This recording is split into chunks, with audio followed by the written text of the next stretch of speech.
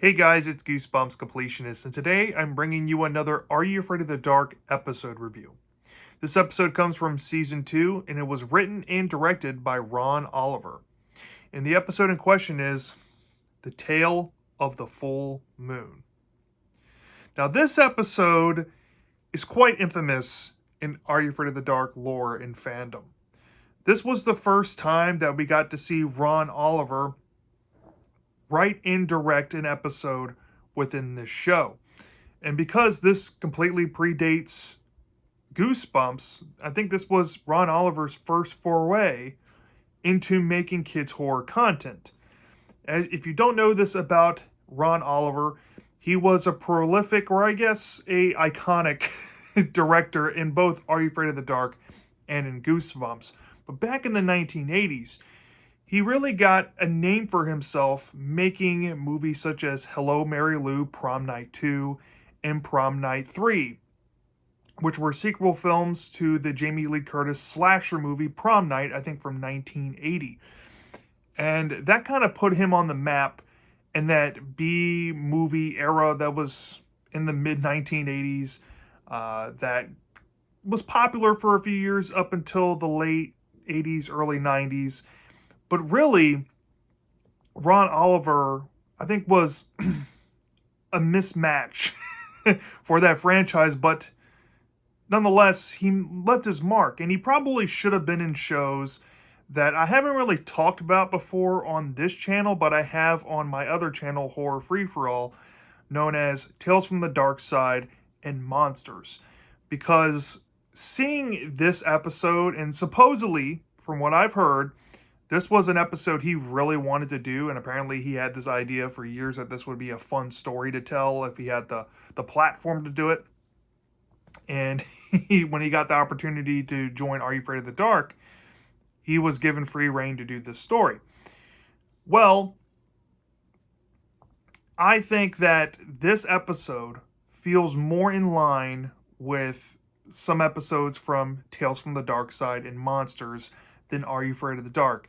And because I'm actually a mild fan of Monsters, which I think this episode feels pretty much cut from the cloth of that show at the heart of it, I weirdly enjoy this episode for what it is. Even though, I'm going to say this up front, this episode, if you remove the Ron Oliver aspect to it and you put anybody else onto it, this would be a big pile of steaming crap. I promise you. But Ron Oliver was able to channel some inner writer's talent from that monster show that I brought up. Specifically, one writer in particular, known as Bob Balaban, who in 1988 made a movie called Parents, which I think really resembles this story. And ironically, if you've watched some past videos of mine, especially one in particular on this channel where I talked about 5 adult horror anthology episodes that feel like kids' horror, Bob Balaban, I think, wrote 1 or 2 episodes in that video. And both of them were campy and cheesy, kid-centered stories that involved monsters that felt like Platinum Age kids' horror. This, in a lot of ways, feels like Platinum Age kids' horror and not Golden Age kids' horror. And I weirdly can appreciate it for being in a weird mix because this came out in season 2, not too long after the Platinum Age had ended. In Are You Afraid of the Dark? Because Are You Afraid of the Dark came out right on the precipice of the ending of the Platinum Age, and this would have been like 1 or 2 years out into what became known as the Golden Age.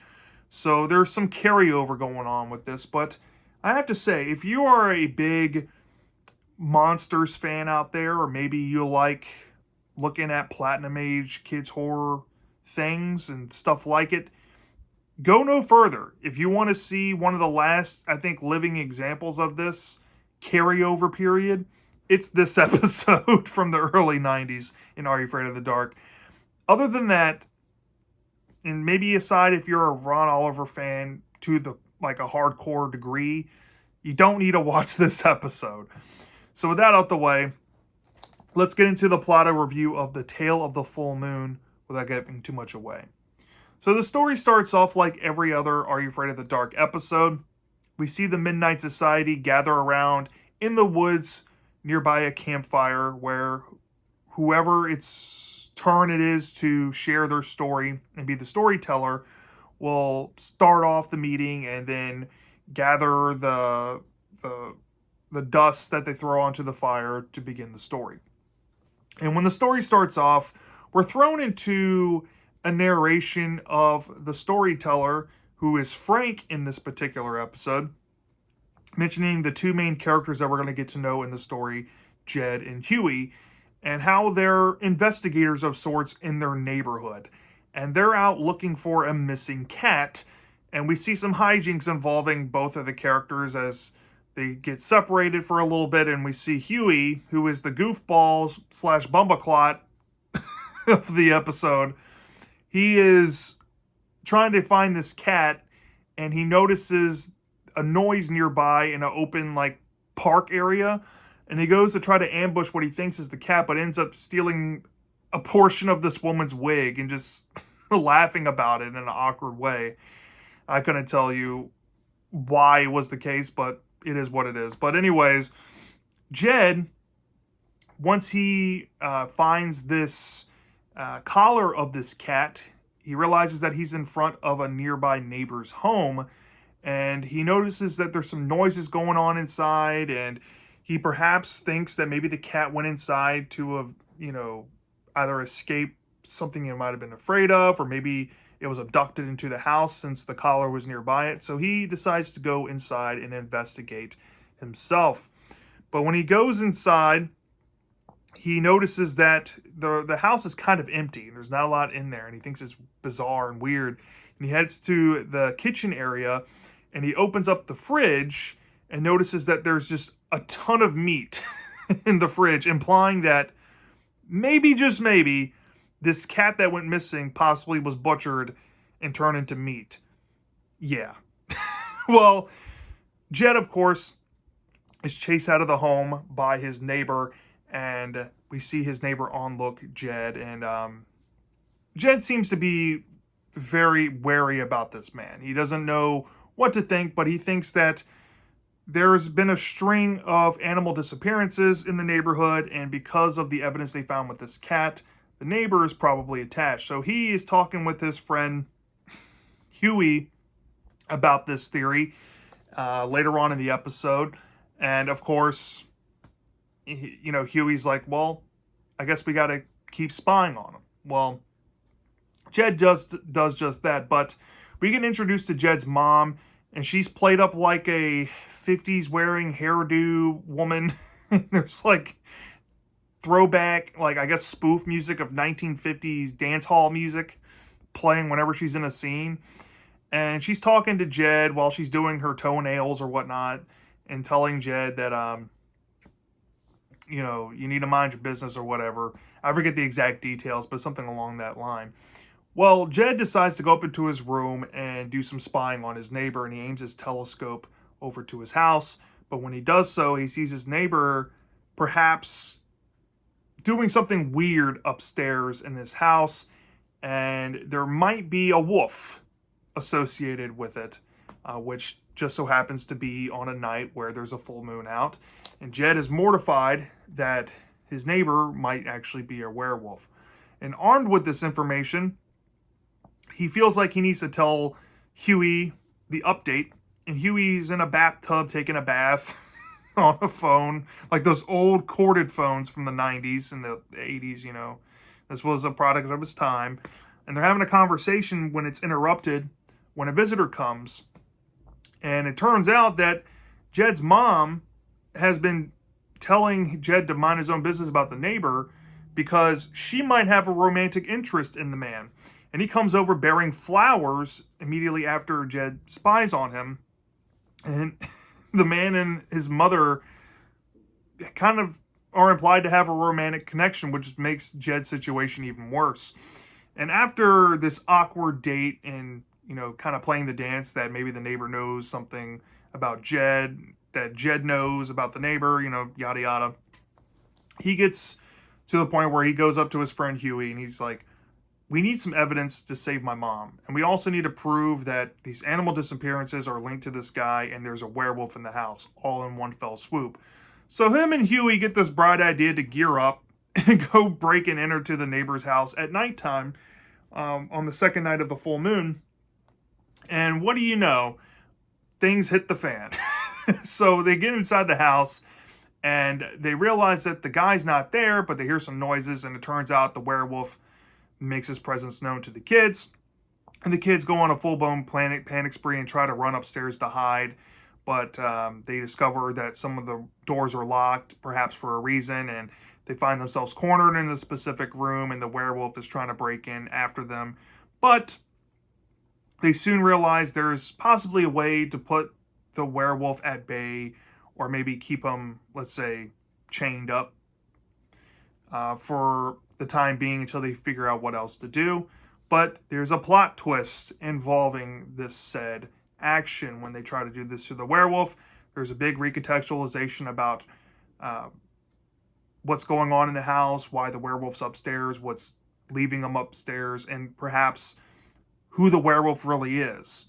And this plays a role near the end of the climax when the kids freak out and they're trying to escape the house once more. But everything is kind of squashed and put to bed once they realize the real motives going on here and perhaps some underlying things they did not know about. And they managed to connect the dots and solve those issues they had in their own minds involving that.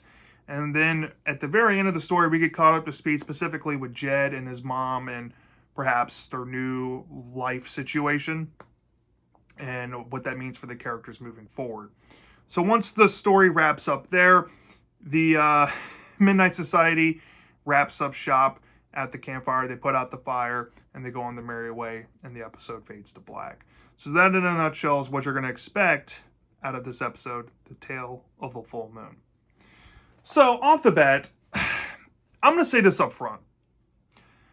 This episode is without a doubt the cheesiest episode by and large I've ever seen from Are You Afraid of the Dark, Goosebumps, The Haunting Hour, you name it. Any of the strictly kids horror television IPs that I've come across, this takes the cake for the cheesiest. At least for these anthological setup shows. I've seen cheesier in some other IPs that are more recurring character focused, but still, this was pretty darn cheesy. But I will say this. We're going to start off with positives. Because Ron Oliver had a direction and an idea with how far he wanted to slice the cheese here and push the campy envelope, this episode weirdly exuded from start to finish charm. And because it has charm, I couldn't help this time around watching it but to smile from ear to ear and just laugh along with it. And I think this is because I've been predisposed to horror anthology shows like Monsters that I brought up earlier in the video. And because that show is so schlocky and campy and cheesy in its orientation of how it delivers horror, specifically monster horror, this to me felt like a long lost episode to that show. As a matter of fact, if you cut out the Midnight Society bits of this story and maybe some narration bits in the audio and just ran it as just the segment, and you put the Monsters intro and ending with this segment, this could have been a Monsters episode. Straight up. And that to me tickles my heartstrings now when I view this episode. As before, when I had never seen Monsters before, I used to think this episode pretty much sucked. But because I was introduced into that IP, it kind of made me appreciate this more. And honestly, I've experienced more Ron Oliver projects than I have since I used to watch this episode. And it's been a while since I've seen this.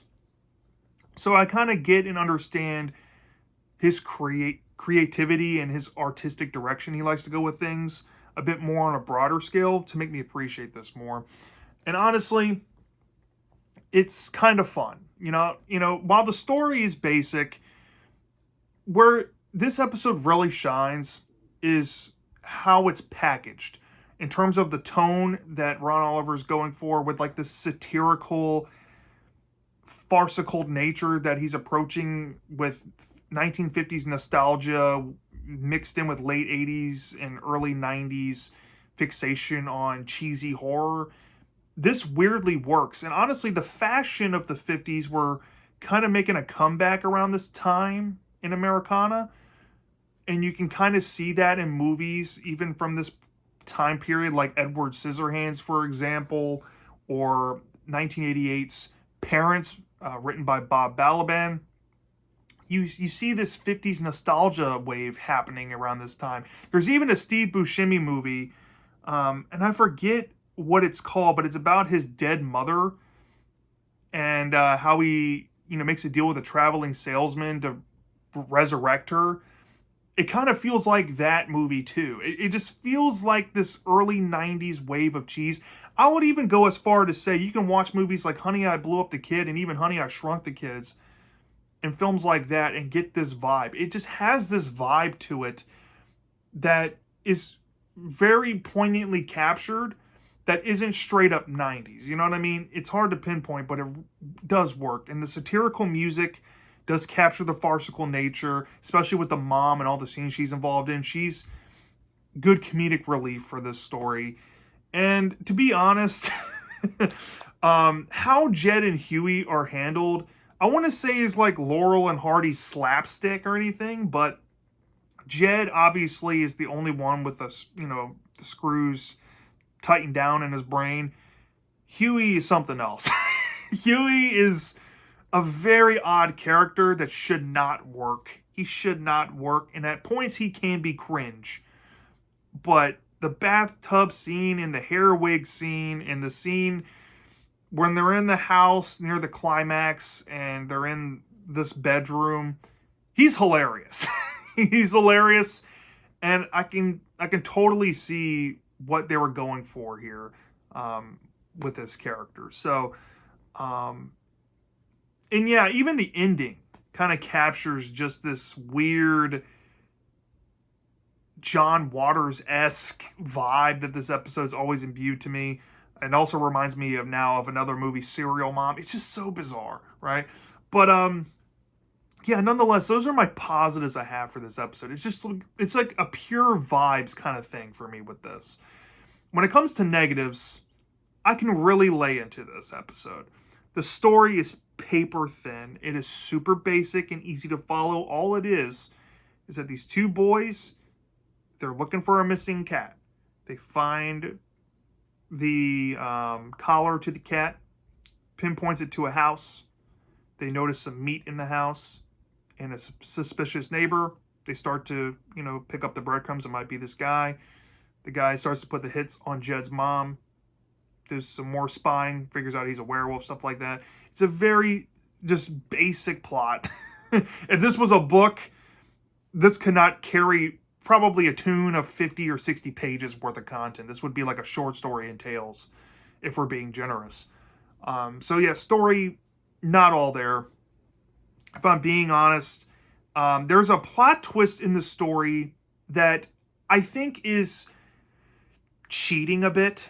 And, I normally don't say this about this specific twist, and I don't want to spoil it, but I feel like I kind of have to here to tell you exactly where I'm coming from. But whenever there's a twist in any media where there's a whodunit aspect and somehow there's an identical twin involved, I always think that's cheating. That's just a very cheap cop-out way of solving a whodunit or giving you an answer.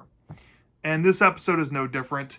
And that reveal, while it adds to the humor of the ending of it, and the ending won't be the same without that reveal, I feel like when you take everything else into account throughout the majority of the episode, I think it would have been equally as satisfying if they didn't go that angle and they kept just the one guy who is obviously going to be the werewolf, but they do something else involving that, maybe involving the missing animals or whatnot, and use that as the twist, and we have payoff to these missing animals.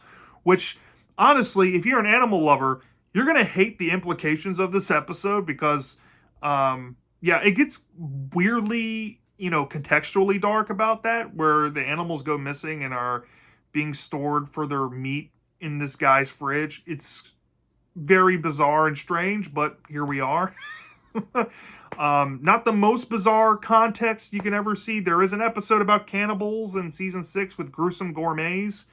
That's heavily implied that they're eating people. Take that for what you will. Nowhere near as charming as this episode can be, but we'll get to that episode at some point. But it's just bizarre, and maybe you can kind of consider it bad taste, but at this point, if we're talking about controversial kids' horror stories, this is probably one of the most least egregious ones, if it is. So take that for what you will. And if I'm being honest, there are some very awkward moments with these characters, specifically Huey at some parts of the story, where I'm just shaking my head. And there's some weird scenes, especially with the mom dancing with the vacuum to these 50s spoof music. It's just scene filler just to have more moments with this mom. Because I guess Ron Oliver wanted a specific vision for this episode to be as campy as possible. And sure enough, he delivered that in some aspects involving her character. But yeah, I cringed a little bit. Still to this day, despite me liking it more now because of the connection I've made to the Monsters TV show, it still doesn't help the cringe. So that out the way, how do I feel about this episode? I have never in my life, and in all my years of doing reviews, have been more conflicted than with this episode here, especially at this stage of my horror intake and what I've experienced in the genre. This is, by all means, a mixed bag for me. But if I'm going to be honest with you, if this was anything else, any other director, I would think this is flat out bad. So because of that, I'm going to say that this episode is a so bad it's entertaining / so bad it's good thing. Now, my ceiling for that in kids horror, it gets nothing higher and nothing less than a 3.5 out of 5 stars, which I'm going to go ahead and give this episode. That's my official so bad it's good ranking. A 3.5 out of 5 stars. It's going to score lower for a lot of you out there, and it might score higher for you, especially if you just love that cheesy B-movie, monsters flavor of the week episode type of thing. This would be right up your alley. But if you're not about that life, you're going to hate this thing. I think it's one of the dumbest and worst Are You Afraid of the Dark episodes. And I can see that too. But for me, I kind of bite into what it's feeding you a little bit. And it's 100% a vibes thing. It's 100% a vibes thing. I can turn my brain off and just enjoy it. There's no moral or thematic weight to the story. It's all played up to be a spoof and a farce. But I think since it's trying to do that and kind of make fun of 50s media in some ways, while it's not the most aware thing ever, it kind of works in that aspect. So it kind of lands here.